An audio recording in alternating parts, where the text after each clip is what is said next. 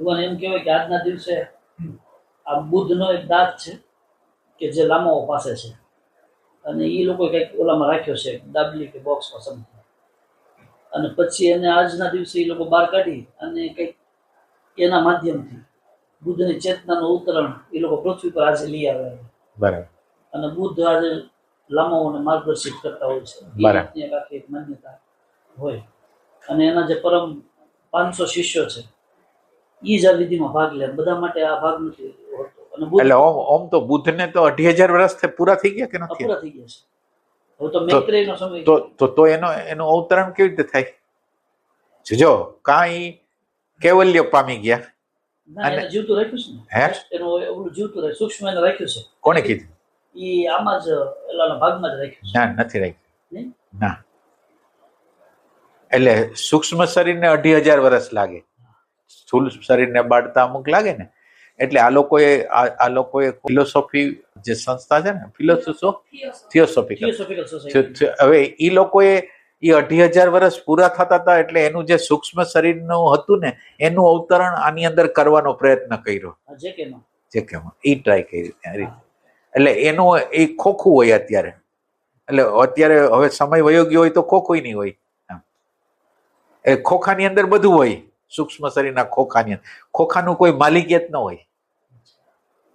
હવે પોતે એમાંથી વિડ્રો થઈ ગયા છે. એટલે એ સૂક્ષ્મ શરીર જેમ સ્થૂળ શરીરને બાળતા 2 કલાક 3 કલાક જે થતા હોય એમ સૂક્ષ્મ શરીરને બળતા 2500 વર્ષ લાગે એમ કે છે. એટલે જયારે તમે જ્ઞાન સાચું થઈ ગયું હોય તો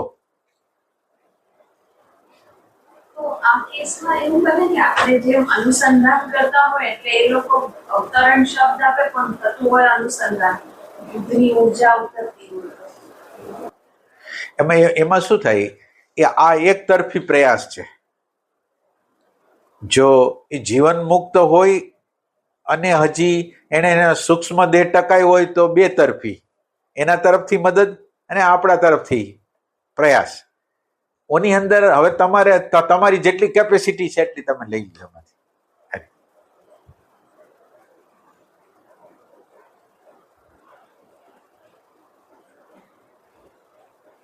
એટલે બેન એમ કે છે કે આમ એમ લાગે કે અવતરણ શબ્દ, પણ એ એના કરતા શબ્દ આપણે યુઝ કરીએ અનુસંધાન, એમ એનો જોગ જાય છે.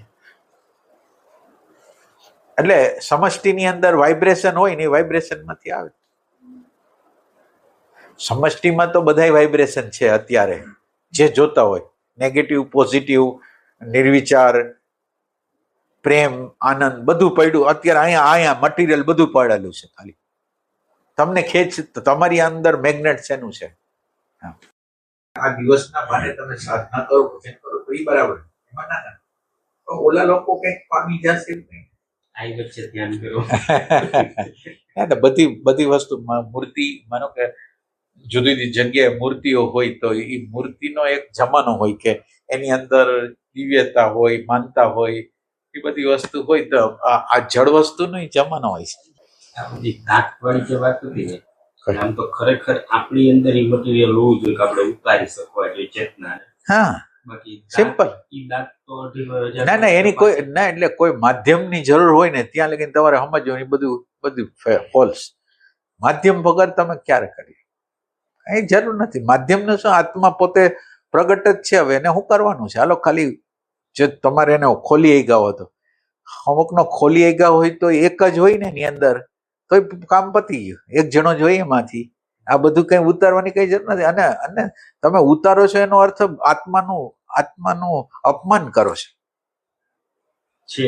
એક બુદ્ધ વહી ગયો એની જરૂર મારે શું કામ? એને છે મારે જરૂર શું કામ? સામે બુદ્ધ હોય છે એનું કઈક કરી નથી શકતા, તો જે બુદ્ધ નથી એ કઈક કરી શકશે એમ. અને આ જીવંત છે, હાજરા હજુર તત્વ છે. એના માટે બીજાનું અવલંબનની જરૂર નથી. તમે જો લામા છો કે તમે જે છો એ, તો હવે તમારે એ બધાની જરૂર નથી. તમારે કોઈ પણ પ્રકારનો તમારી પરાધીનતા છે, તમે ચેતન તત્વ નહીં હોય, કંઈક બીજું જ હશે. જે હશે બીજાથી પ્રભાવ કરવો ને એ બહુ ભયંકર વસ્તુ છે. બીજાના પ્રભાવ, હા, એના અહોભાવ કરાય કે ભાઈ કોક આગળ ગયું હોય તો આપણે એનો અહોભાવ કરીએ કે વાહ બહુ જબરજસ્ત છે, પણ એમ કે એના પ્રભાવમાં તો ન જવાય. ઇમેજિનેશન દ્વારા પછી આપણને મજા આવે પછી એના આજે એ દિવસ છે આજે એના કરતા ડાયરેક્ટ રીતે આ દિવસ છે તો હાલો ડાયરેક્ટ રીતે એને પી જાય એમ. એટલે ભગવાન આમ અમારી એક જે પ્યાસ હોય એમ એક અર્થમાં સાચી ગણાય કે તમારું આજે અહીંયા અવતરણ થયું એક રીતે એમ ખરું કે નહીં? નહીંતર આજના દિવસે આવું તો આમ કાલ સાંજ સુધી તો કોઈ હતું ના ના સાચી વાત છે એ તો, પણ છતાંય એવું નથી. એટલે આવવા દ્વારા કે એવું કઈ નથી, તમારી પ્યાસ છે એ કામ કરશે.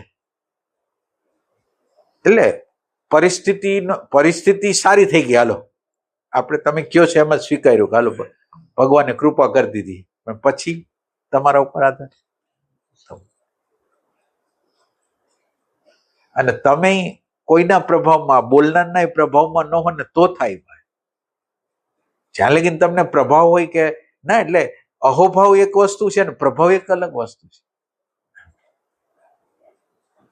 એટલે ભગવાન અમે એમ સમજીએ કે આ કેવડી કૃપા કહેવાય કે તમે કોઈ વસ્તુને પકડવા નથી દેતા અને બધાનો છેલ્લે જ ઉડાડી દેવા. કેવડી કૃપા કહેવાય. ના રે, રિયાલિટી તો આ જ છે, સાચી વસ્તુ આ છે.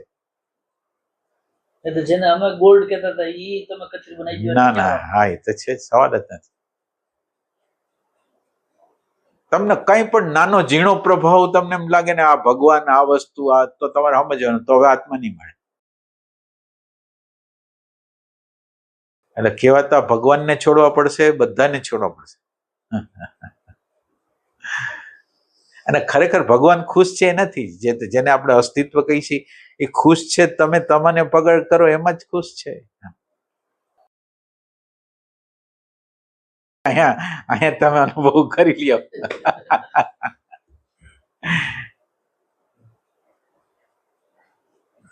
શૂન્યતા જ છે અત્યારે. અનુભવમાં આવે તો